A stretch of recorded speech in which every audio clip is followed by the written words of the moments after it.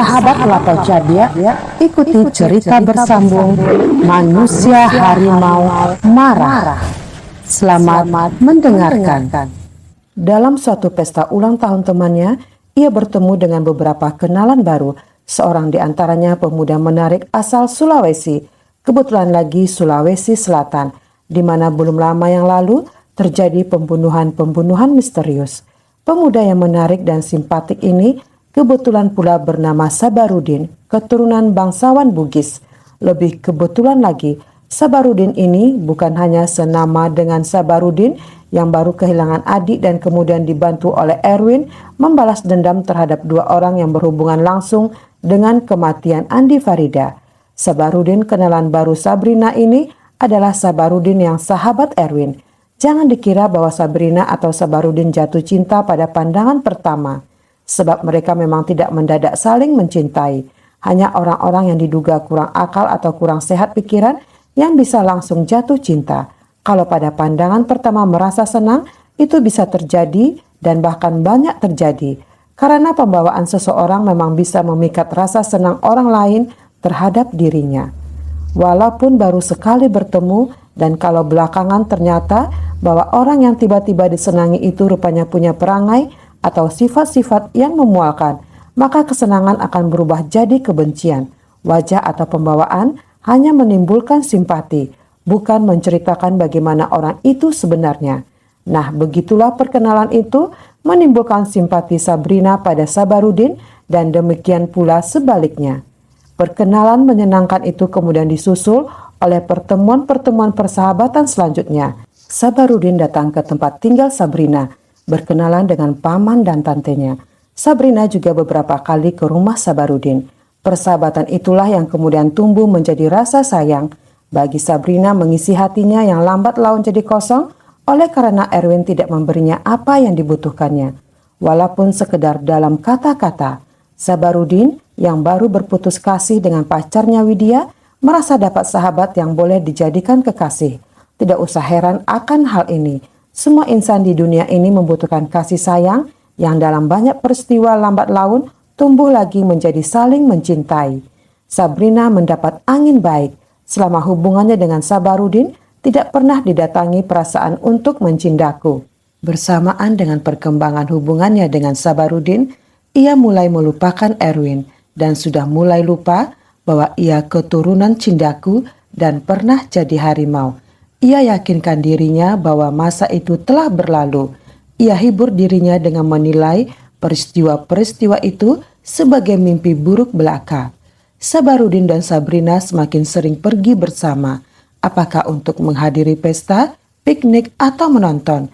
Dan kedua insan itu telah saling menumpahkan isi hati, saling menyayang dan mencintai. Apa yang dilakukan oleh Sabrina yang tadinya begitu cinta kepada Erwin merupakan perubahan yang wajar dalam kehidupan manusia yang kesepian atau kecewa, bukan suatu pengkhianatan kasih. Dan apa yang terasa kemudian ditumpahkan oleh Sabarudin juga sesuatu yang biasa saja. Baginya, Sabrina cantik, menarik, dan hatinya belum diduduki oleh wanita lain. Sementara Erwin menanti hari demi hari berlalu dengan perasaan tak sabar, tetapi tak dapat membuat bumi berputar lebih cepat untuk mempersingkat waktu yang 40 hari. Beberapa kali ia hampir kalah dalam ujian. Ia ingin mengatakan saja kepada Sabrina bahwa ia amat mencintainya, tetapi belum boleh melakukannya karena ada pesan dari ayahnya. Tetapi bagaimanapun lambat terasanya tiap hari berlalu, akhirnya Erwin hanya harus menunggu 8 hari saja. 32 hari telah berlalu. Dia akan katakan nanti dengan kata-kata terindah yang hanya dapat disusun oleh seorang pujangga. Dia akan cium tangannya mohon maaf atas lamanya tenggang waktu yang diharuskan atas dirinya. Dia akan katakan nanti, Sabrina, aku telah amat berdosa membuat kau selalu bertanya bagaimana aku ini sebenarnya. Benci atau sekedar kasihan padamu. Kau tak pernah tahu bagaimana aku menderita menanti saat ini, saat yang serasa-rasa tak akan pernah tiba. Aku bukan hanya sayang, tetapi amat cinta kepadamu. Aku tak akan sanggup hidup tanpa kau, Sabrina. banyak lagi yang akan dikatakannya. Ia akan tumpahkan seluruh kasih sayang pada Sabrina, hanya Sabrina seorang. Saat itu tentu akan indah sekali. Setelah sekian lama dia menanti, dan setelah sekian lama Sabrina menghadapi teka-teki yang tak terjawab. Mereka akan berpelukan, mungkin menangis karena bahagia. Setelah itu ia akan melamar Sabrina secara resmi. Ia akan minta bantuan sahabatnya Sabarudin menyampaikan maksud hatinya, karena ia tidak punya orang tua dan kerabat di Jakarta. Sahabat terbaik dan terdekatnya adalah Sabarudin, maka dialah yang akan menjadi telangkai. Ia tahu Sabarudin akan melaksanakannya dengan baik dan girang. Ia akan menganggapnya sebagai suatu balas budi terhadap Erwin yang telah membinasakan musuh-musuh keluarga hartawan Bugis itu. Walaupun sesungguhnya Erwin tidak mengharapkan imbalan budi dari sahabatnya itu. Lain pula halnya Ki Ampuh. Sepekan lamanya ia tak mau keluar dari sebuah gua tempat persembunyiannya.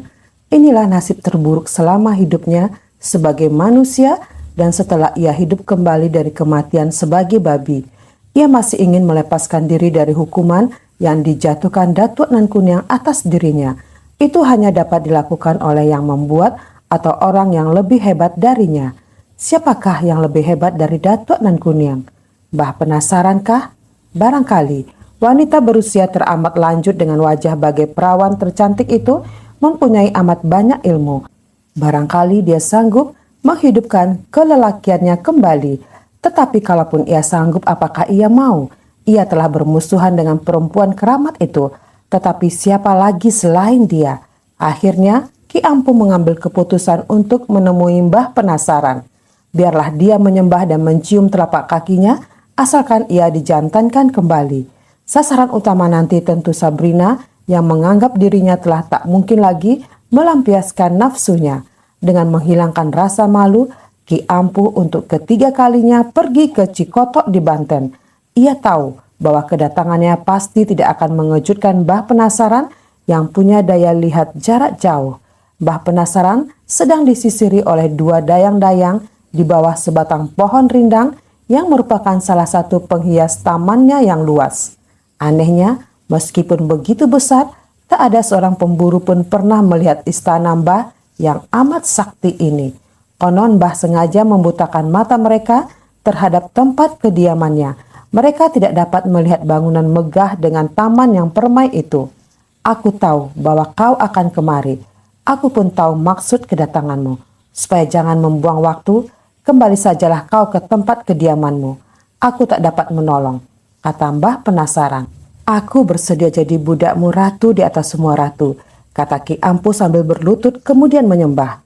Aku tidak membutuhkan babi sebagai budakku. Jika begitu, jadikan aku manusia kembali. Aku akan mencium kakimu setiap pagi dan malam, dan aku bersedia melakukan apa saja yang kau perintah, kata Ki Ampuh.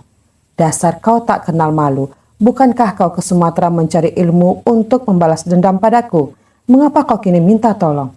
Ki Ampuh tidak segera menjawab. Malu tak kepalang. Ia tahu bahwa semua orang yang ada di situ membicarakan dirinya yang berwujud babi. Ampuni dan tolonglah aku, Mbah. Tak ada lagi tempat yang lain yang dapat kumintai pertolongan. Menolongmu berarti merusak orang lain. Kalau ku kembalikan kejantananmu yang telah binasa oleh kekuatan Datuk Nan Kuniang, kau akan mengganas lagi kian kemari. Yang pertama-tama akan kau perkosa adalah Sabrina. Bukankah begitu? Ki Ampuh tambah malu. Semua rahasia hatinya dan perbuatannya diketahui oleh wanita sakti yang seperti akan hidup terus sepanjang zaman. Pertanyaanku tak kau jawab, Ki Ampuh, kata Mbah Penasaran. Mbah telah mengetahuinya. Hatiku terlalu sakit, Mbah. Aku memang akan melakukannya, tetapi bukan karena hawa nafsu, melainkan sebagai pembalasan sakit hati belaka. Sesudah aku membalas, biarlah aku tak berdaya lagi. Hanya untuk membalas pada Sabrina? Tanya Mbah Penasaran. Benar, Mbah? Ah, aku tak percaya. Kau pendusta sepanjang masa. Kau pengkhianat yang tak kenal malu. Bukankah kau mengkhianati Erwin maka kau jadi babi? Aku bersumpah, Mbah, sahut Ki Ampuh lagi. Sumpah katamu, mana ada artinya sumpah bagimu? Di dunia ini terlalu banyak manusia kotornya, makanya selalu dilanda bencana alam. Segala bujuk rayu Ki Ampuh tak berhasil. Ia pulang dengan tangan hampa. Sementara itu hari berganti sehingga genaplah 40 hari istri dan anak Erwin meninggal dibunuh Ki Ampuh. Masa menahan diri berlalu sudah. Hari masih pagi ketika Erwin bangun dan menunaikan wajib subuh. Jam 8 nanti ia akan ke rumah Sabrina menumpahkan seluruh isi hatinya yang selama ini terpaksa dipendam. Betapa akan girang Sabrina nanti, pikirnya. Kedatangan Erwin sepagi itu membuat terkejut hati Sabrina yang membukakan pintu. Tidak disangkanya, laki-laki yang pernah amat dicintainya dan dirindukan itu akan datang lagi. Telah sekian lama ia tidak mendengar kabar mengenai dirinya. Darah Sabrina tersirap memang, hanya seketika.